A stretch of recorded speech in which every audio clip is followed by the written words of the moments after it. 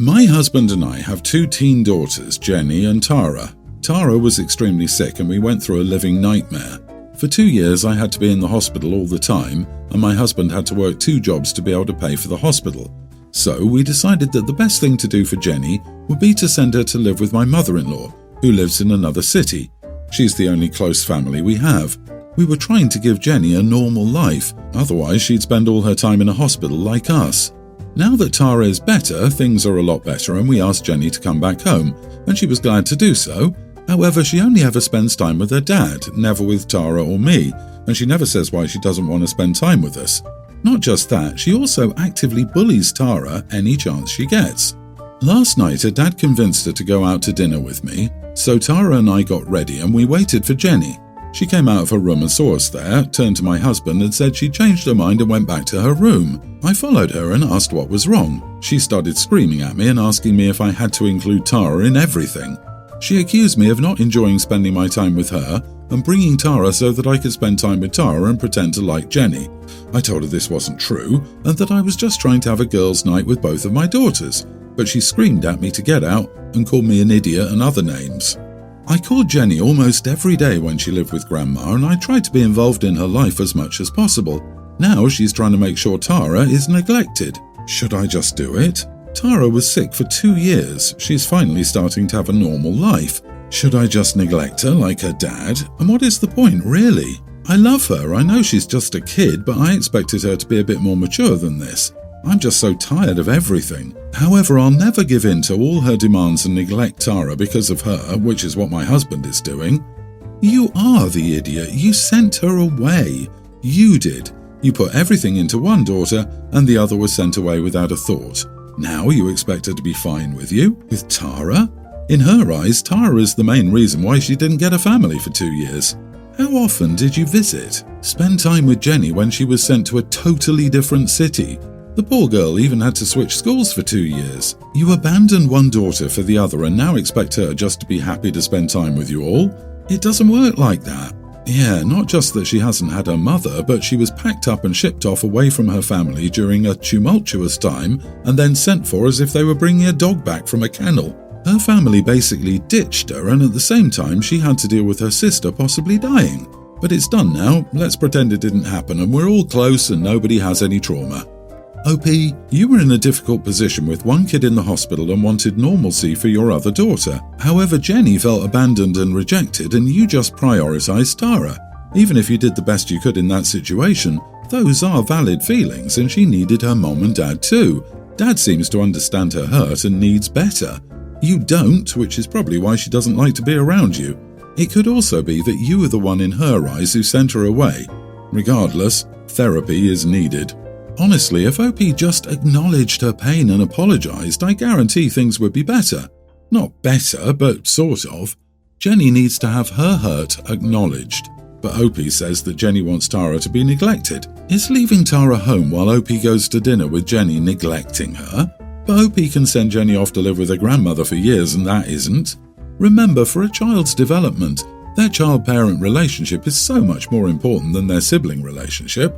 Start by rebuilding your relationship with Jenny, and I'll bet Jenny and Tara's relationship will fall into place. Tara got 2 years of uninterrupted one-on-one time while Jenny got uprooted. Twice. Tara got emotional support from you during a difficult time. Jenny got shipped to Grandma. Now you need to do some healing with Jenny. OP, I hope you let down your defenses enough to really take this in. Your relationship with Jenny depends on it.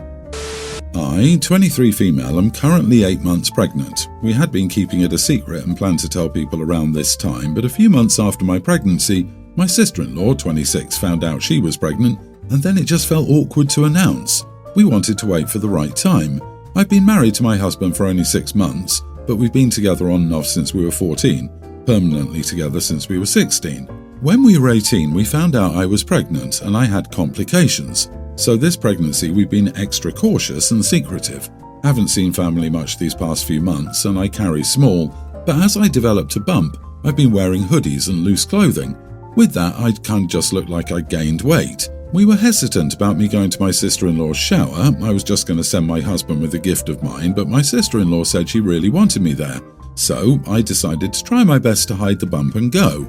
It was all going well, no one noticed. I got a few looks, but no one asked me anything. Then, about an hour in, I started having tiny cramps that eventually got more aggressive. I told my husband we needed to leave and I needed to go to the hospital.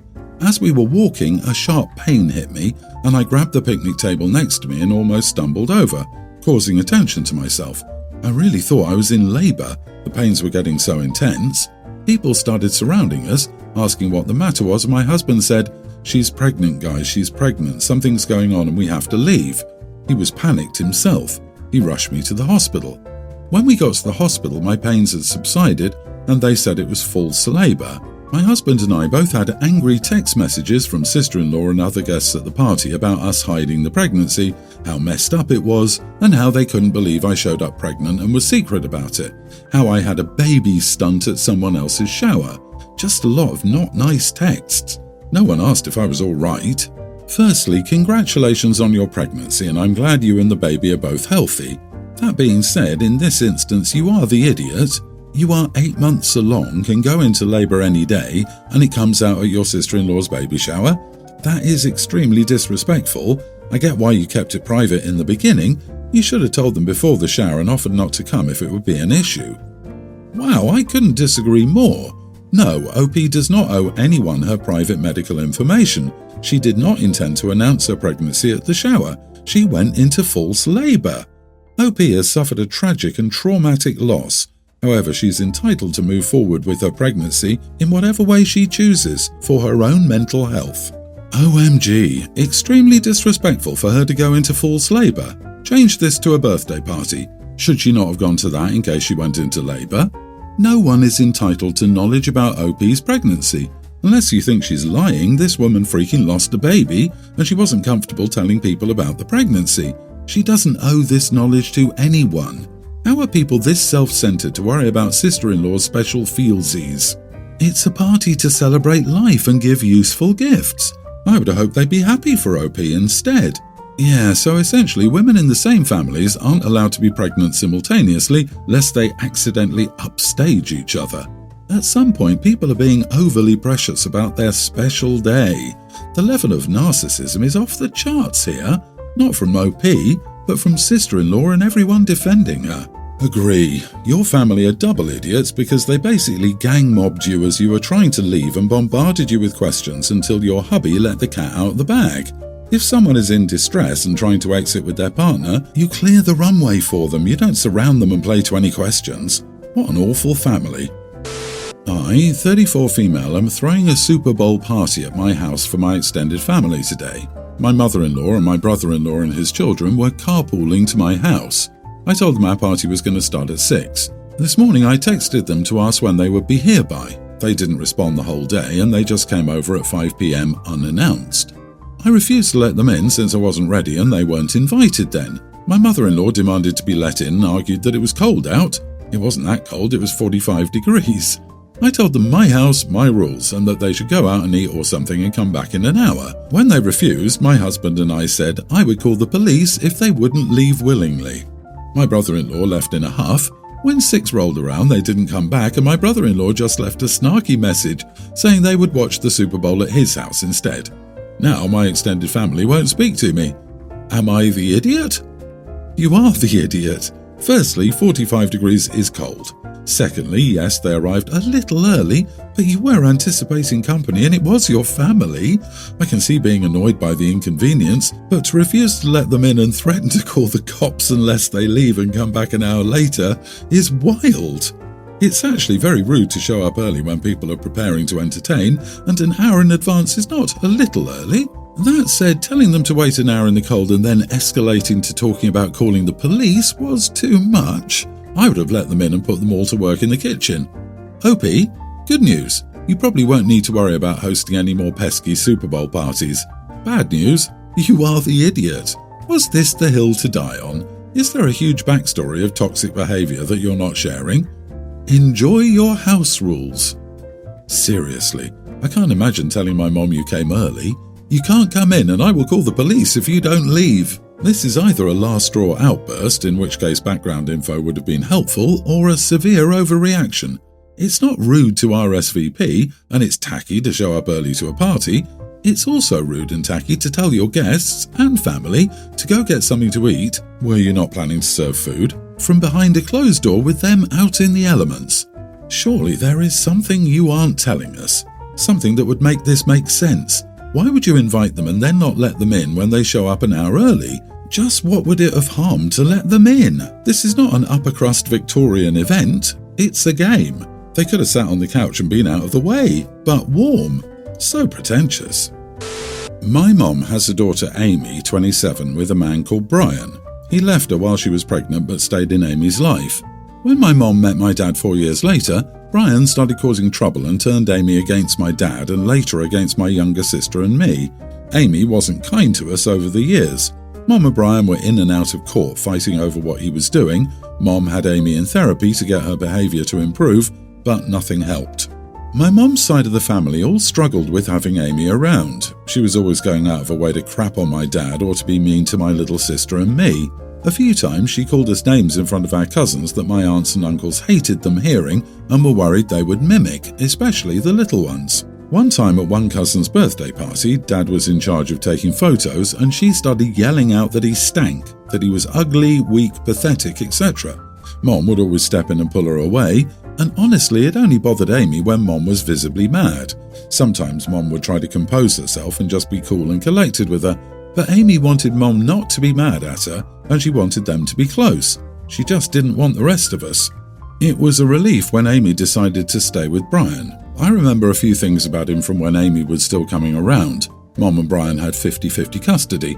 He was always such an idiot. Mom's family did keep trying to include Amy and be there for her, but last weekend they hosted a family reunion to get together with relatives we hadn't seen in forever, or some of us still needed to meet, and Amy wasn't invited. My grandparents said they'd had enough, and my aunts and uncles agreed. After the party, Mom asked them if it was really so much better without Amy around, and they said yes. Mom then noticed that I'd been much happier at the party and even showed up early to help out. We talked and I admitted to her that I was glad Amy hadn't been there. I told her it was the first party I could remember where she didn't make it awful. Mom was so upset, like she actually started to cry, and she admitted that she knew it wasn't easy for the rest of us and she was sorry, and that she just wanted everyone to get along, or at least for Amy to have grown out of the crap Brian had told her. So we hugged it out and everything. But then Mom called a few days ago and told me she needed me to keep thoughts like that to myself. She said it hurt her a lot and it was insensitive to say it to her because Amy is still her daughter, even if she is behaving badly. I told her I understood and that maybe we should just not speak about this stuff in the future. Mom got mad and told me not to say I was glad her oldest child wasn't around. Now I feel terrible. Am I the idiot? Not the idiot. While it's true that Amy is her daughter, what you said doesn't sound bad, especially after your mom noticed how much happier you were without her there. But family is not a good reason to subject people to someone like Amy. And it's good if your mom realizes she should spend time with Amy one-on-one. She literally asked you that for an answer. What were you supposed to do? Lie? What's that going to fix? If Mom can't handle the one comment, shouldn't that make her understand even more how badly her child, you, felt all this time? Your mom needs to wake up. Amy is 27. She bears full responsibility for her actions and behaviour. If she's not invited, that's her own fault at this point. Your mother needs to realise this and treat Amy like an adult herself. You did nothing wrong, OP. She knew you spoke the truth. She can see it from how you guys react and how extended family reacted. She's only acting out because you said it out loud. If she continues to inflict Amy on you, continue speaking out. She needs to understand what she did. There's a difference between Amy has been a monster versus she allowed Amy to be a monster toward a lot of people. For about a year, I've been dating a woman with 2 children. She gets alimony and child support. Right before the global issue made everything go crazy, I bought myself a brand new car. It isn't anything fancy, but it's the most expensive thing I've ever purchased besides my home. 2 months ago, my girlfriend's car gave up the ghost. She can't find a car that she likes and it's in her price range. Even used cars are going for insane prices. My car has 24,000 miles on it, and I could probably get what I paid for it if I sold it. So I've been helping her by taking her for groceries and other errands. A few times now, she has asked if she could borrow my car to trade custody of the kids. I agreed and asked her not to let her kids eat in my car. I'm very particular about my car. For example, it has heated and vented leather seats. I don't want a drink spilled on them. I don't want sticky fingerprints on my stuff. She agreed to my request but didn't follow through. I found food in the car. There was other evidence that my request had not been followed. So I told her I couldn't lend her my car anymore. I signed her up for a car share service that I pay for that she can use to shuttle the kids around. I made sure she knew that if I got a cleaning charge after she used it, I would cancel it. She says I'm being a controlling idiot about my car. I don't think I am. I don't go to her home and leave a mess. It's not weird to want to have nice things remain nice. Her kids are mostly well behaved and we get along. They've been in my car with me and they manage not to make a mess. They've been in my home and on my furniture. The same thing. No mess. Coasters aren't alien to them or anything. Edit. My girlfriend's ex was very controlling with money and other parts of their marriage. She has a lot of issues stemming from that relationship. Not the idiot. No food in the car is an extremely common rule and extremely easy to follow. Not only did they eat in it, but they also left food in it. My girlfriend's ex was very controlling with money. So he did not allow her to exploit him and set some boundaries just like you do. You aren't controlling. You made a request and she accepted and didn't follow through. Also, OP, you're being too generous by paying for the car share service. She gets alimony and child support, so tell her to use it. You took her to buy groceries, lent her your car, and made a simple request that could have easily been followed through. You're being too nice, and I wish you would be careful so she doesn't take advantage of your good nature. Agree. I don't know how I could ever look at someone the same again who called me a controlling idiot about something I bought and let them use after they blatantly disregarded the conditions under which I lent it. Controlling would be withholding the car to prevent her from going somewhere, not paying for an alternative service instead. I couldn't be with someone who lacked respect for me and a total sense of entitlement, even for one instance, especially if they don't acknowledge or apologize for it. Yeah, I don't know, man. Her husband escaped and here you are, signing up to cater to her single mum with 2 kids thinking she's a princess. Is she the last woman on earth to date? Good luck, bro.